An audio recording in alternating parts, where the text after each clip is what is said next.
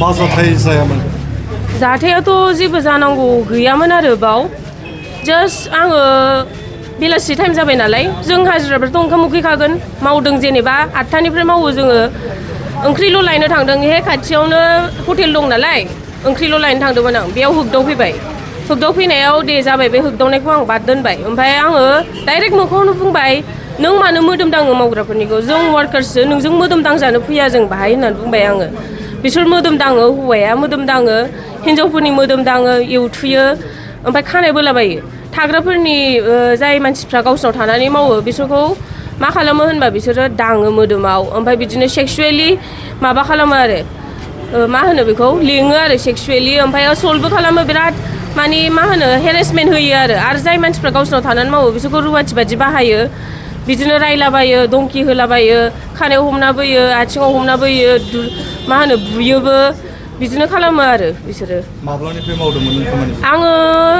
30 जुननिफ्राय मावदों 10 दिन ना 11 दिनल'सो जादों बांद्राय गोबाव जायाखै आं मावनाया नोंखौबो माबाफोर टाच खालामो आंखौ टाच खालामदों उदैयाव टाच खालामदों मेवथुदों बिदिनो खालामदों ओमफ्राय आं बादा होदोंमोन दा आंखौ दा खालाम बेबायदि होननायाव बे ओरै बुंदों हिन्दीनि मुझे नहीं करना है तो मुझे 100 रुपया दे दो हम नहीं करेगा बिदि होननानै बुंदों आरो बियो हिन्जावाथ' बालुक जरानि हौवाया राजस्थानी होननानै खोनानो मोन्दों आङो हिन्जावना बिलोमा गयारि होनो हौवाना अमृत तान्स मामोनथाय बावबाय आङो नामखौ टाइटेलखौ जायखिया नामा अमृत तान्सनो हाबा जानाय जायै जोंथ' मिथिया बेखौ जायखिया सिन्दुर थुबा आसानबो गाना आरो बिसोरो बेयाव साबैसे खामानि मावग्राफोर दं खामानि मावग्राफ्रा बिदिनो साबासो दङ साब्रैयानो दङ जोङो बिसोरबो गासैबो सेक्सुवेलि हेरासमेन्ट मोनजोबनाय औ सेक्सुवेलि माबा मोनजोबखानायखा गासिबो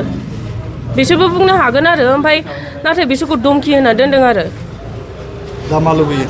आङो न्याय लुगैयो जोंनि जायगायाव फैनानै मालाय जाथिया बेफोरबायदि खालामनो मोनफैया जों बायदि सिख्लासा उन्दैफोरा बेहाय सेफ नङा बेयाव रावबो दा मावफै आं बेखौल' माबायो आरो एक्सन लानांगौ आइजो माबाफ्रा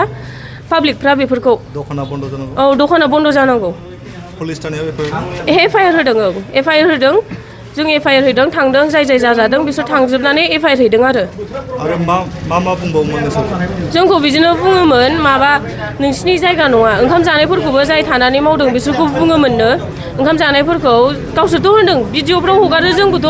जेनेबा मावग्रा हिसाबै जोंबोथ' भिडिअ नायनानैसो फैयो मोजां माबानानैसो जोंखौ ओरै होननानै बुङो बिसोर जानाय थानाय फ्रिजोब गासिबो फ्रिजोब ओमफ्राय जेब्ला थाफैयो अब्ला मावग्राफ्रा मा खोनानो मोनोखि माइरंखौ सोर बाया जानायखौ सोर जाहोदों नोंनि नोमा नोम्फाया जाहोफैयाखै बिदि होननानै बुङो आरो मावग्राफोरखौ आंनाव प्रुफ दंजोबो मानसिफोर जाय मावदों वाट्सएपाव गासिबो कन्टेक्ट खालामहरदों जोंखौ बेफोरबायदि बुंदों होननानै खोन्थाहरजोबदों आरो बेयाव बेसेबांनिफ्राय बेसेबां समसिम खामानि मावनाया सोलिबाय थायो 9:45 जोङो फैयो ओमफ्राय 8टासिम मावो आरो 8टा मोनानि 8टासिम बियो गस्ला दखान हिन्जावफोरनि ओमफ्राय जुवेलारिस फानो उन्दैफोरनि सफ्ट टय फानो ओमफ्राय बिदिनो आरो लिप ग्लसारि बा गासिबो हिन्जावफोरनि बुस्थु फानजोबो आरो बाहाय मालिका बावनो थायोमोन औ बावनो थायोमोन बिसोरो जिहेतु नोंथाङा जिबायदि अजद खालामदों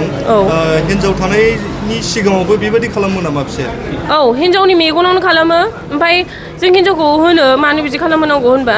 नोंहा बुंनांगौ जेबो माबा गैया बेखौ बुङो ओमफ्राय बिसोरो होनो हिनजावा आं एडभकेट आंजों माबा जुजिनानै लाब गैया नों आंनिफ्राय गोजौसिन दाथां होननानै बुङो आरो ओमफ्राय जेनेबा जोंथ' बेफोरबायदि खालामजाया जोंबो मावनोसो फैदों जोंबो सिख्लासा उन्दैसा सेफ जानांगौना जोंनि जायगाया बे एडभकेट बा बे मानो हौवाखौ बेफोरबायदि माबा खालामहोनांगौ बेफोरबायदि मानो आखु देखायहोनांगौ एडभकेट बा ल'खौ मिन्थिखानानै मानो बेफोरबायदि हिनजावसाफोरखौ दांहोजोबनांगौ बिसोरो सिङाव सिसि केमेरा दङ गासिबो सिसि केमेरा दङ मावग्रानि माबा बारान्दानिफ्रायनो रुम सिङाव जे मावग्रा रुम बेयाव गासिबो दंजोबो आरो ओमफ्राय ओरैजाय गावसोर थाग्रा थियाय गैया आरो लामासिम गासिबो सिसि केमेरा दङ भइसबो खोनाजोबखायो गासिबो खोनाजोबो प्रुफ दङ ना माबा बिबा मोनगोन आरो माने सानफ्रोमबो नोंसोरो माने गोसो गाज्रि बेयाव खामानि मावबाय थानानै दंमोन औ बिदिनो गोसो गाज्रियैनो बुंजायो जों बुंनो हाला रावबो बुंफेराखै नालाय बिसोरो साहस मोनबाय साहस मोननानै बिदिनो खालामबाय थाबाय आं दिनै साहस आंनि गोसोखौ हमथानानै जोंनि जायगायाव मानो बिदि जानांगौ साननानै जोङो बुंबाय आरो माब्लानिफ्राय खुलिदोंमोन बियो खुलिनायाथ' 1 इयारसो जाबाय खोमा आं बेखौथ' मिथिला जायखिजाया बिदिनो गोबावानो जाबाय 1 इयारसोआनो जाबाय दां मा नाम दखाननि नामा दखाना लिटिल सरोजिनी नगर